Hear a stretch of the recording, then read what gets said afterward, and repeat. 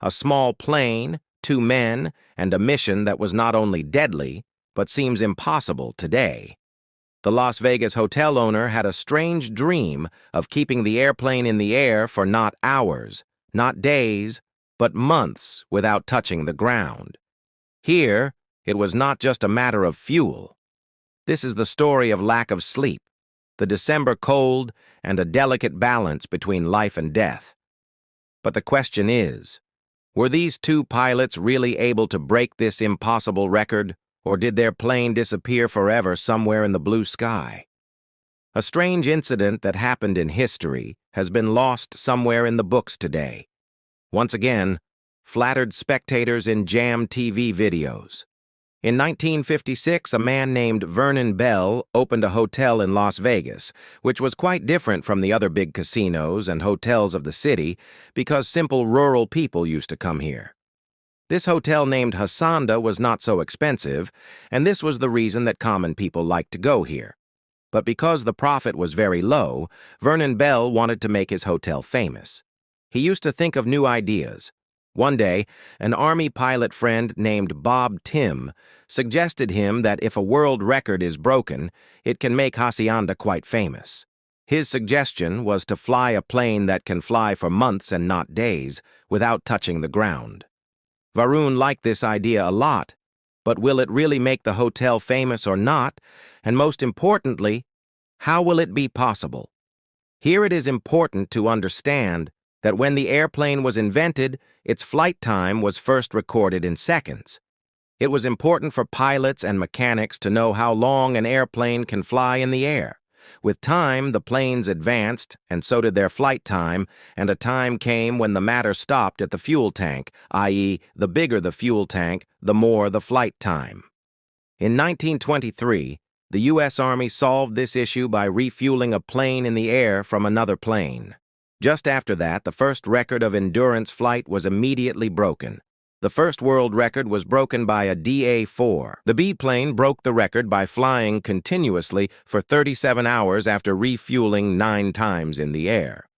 After that, a new series of breaking world records began.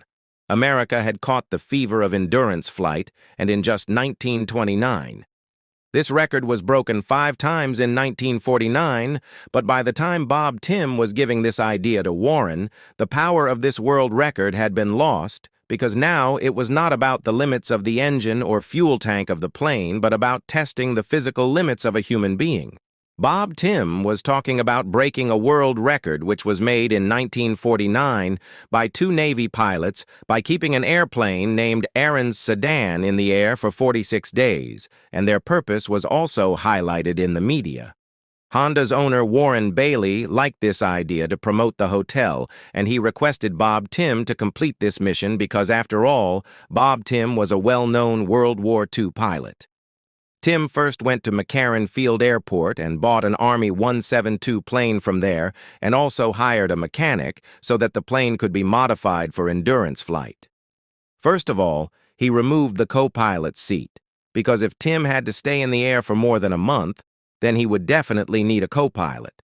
A co-pilot will also be required, and both these pilots will fly the plane in shifts. One pilot will handle the controls, and the other will sleep on a form pad placed in the co-pilot's place.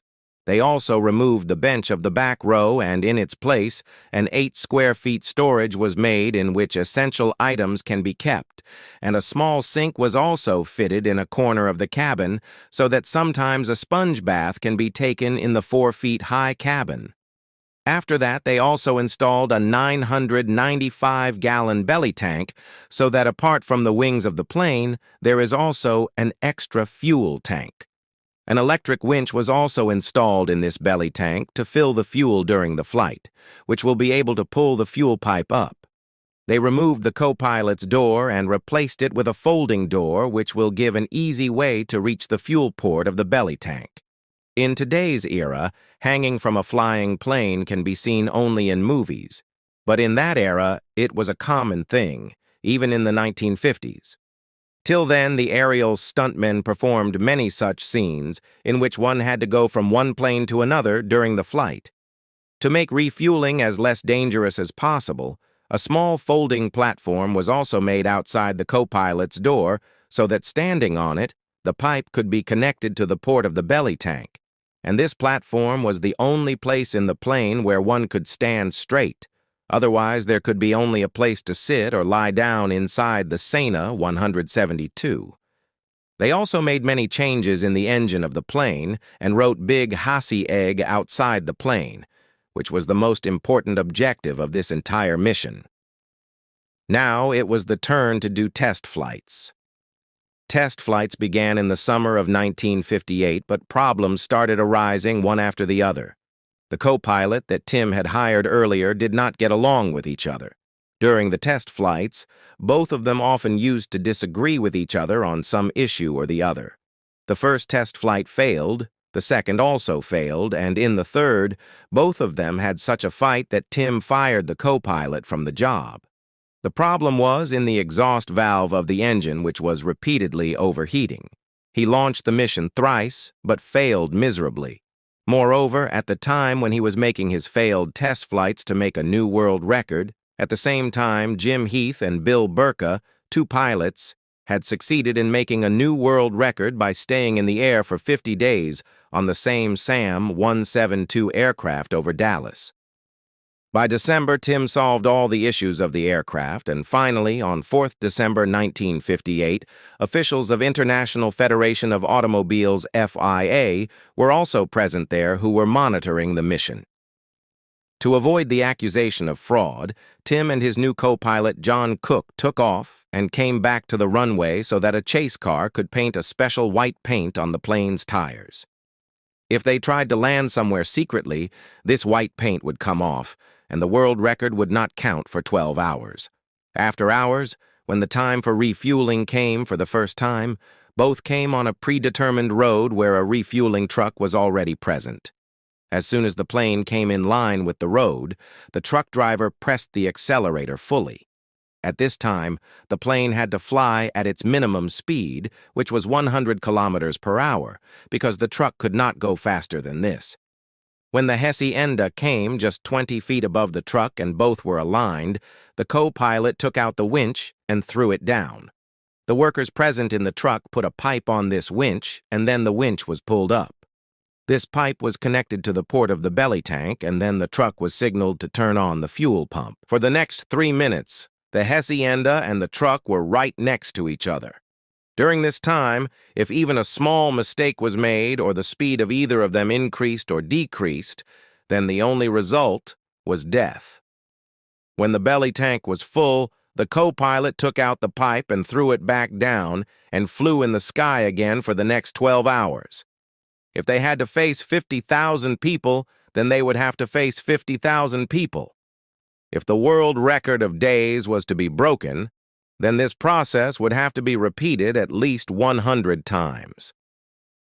Tim and Cook kept flying over Las Vegas for a few days so that if there is any problem with the plane, the landing strip is nearby.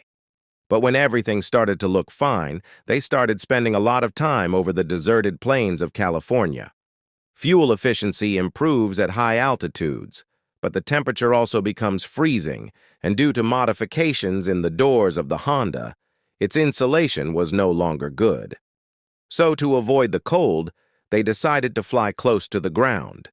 The views are good at low altitudes, but at night, mountains and clouds can prove to be fatal. Both the pilots had become good friends by staying together.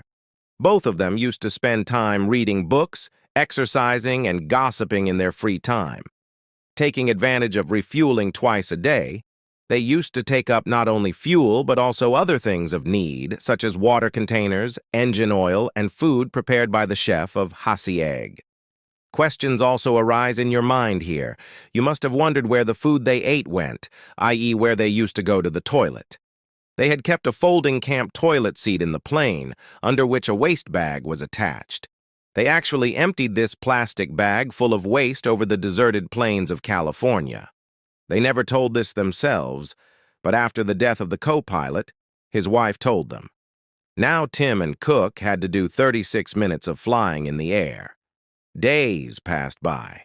They spent their New Year's evening in the plane itself, but the effects of fatigue and tension started to show. Both of them were facing a lot of crampedness in the small plane cabin.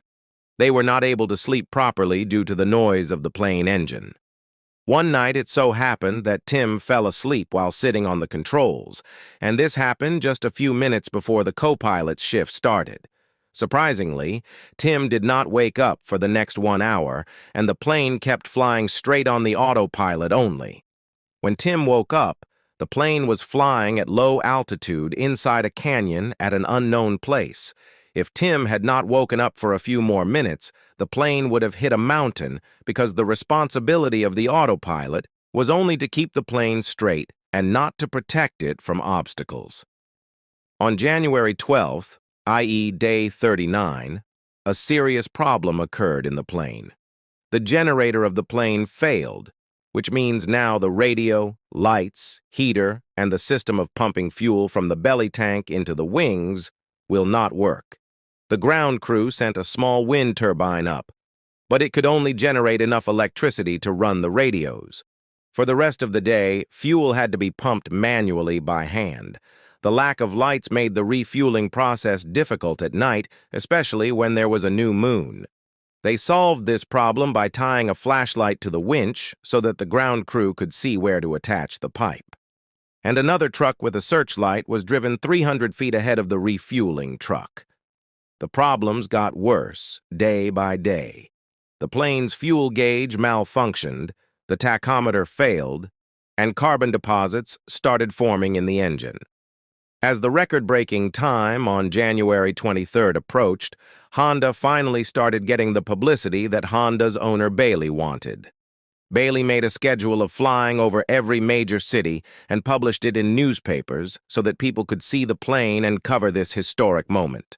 Once he sent a separate plane full of photographers who flew with the Honda and also took some memorable pictures. To make this moment even better, co-pilot Cook even pretended to get out of the plane and clean the windscreen. The newspapers published this picture, and the whole country started paying attention to this historic flight.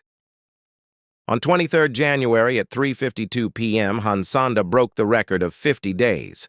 But after all the hard work and difficulties they had faced in breaking this record, Tim and Cook decided that they will not land for now, let it fly as long as it can. And thus they spent 14 more days in the air. Finally, the plane was no longer capable of flying. On 7th February 1959, after staying in the air for 64 days, 22 hours, 19 minutes, and 5 seconds, they finally asked for landing permission from the control tower of McCarran Field and landed the plane. At the time of landing, there was a huge crowd of press, and people from all over the country had come to the airport to see this historic moment. This included supporters, record officials, journalists, Tim's wife and children, and the entire staff of Hansanda Hotel. The condition of Tim and Cook was so bad that they were not even able to get off the plane on their own. The officials also confirmed that the white tire paint was completely intact, meaning the plane really remained in the air for 64 days without landing. In 2015, the FAI officially stopped piloted endurance records because the risk of loss of life was increasing, meaning this world record of Tim and Cook will now remain unbreakable forever. The Cessna 172, in which this world record was made, is still hanging in the baggage claim area of McCarran International Airport's Terminal 1 and is telling its story to people. Hope you all will like and share this video of Tech Channel as well. Thank you very much for your loving comments. See you in the next wonderful episode.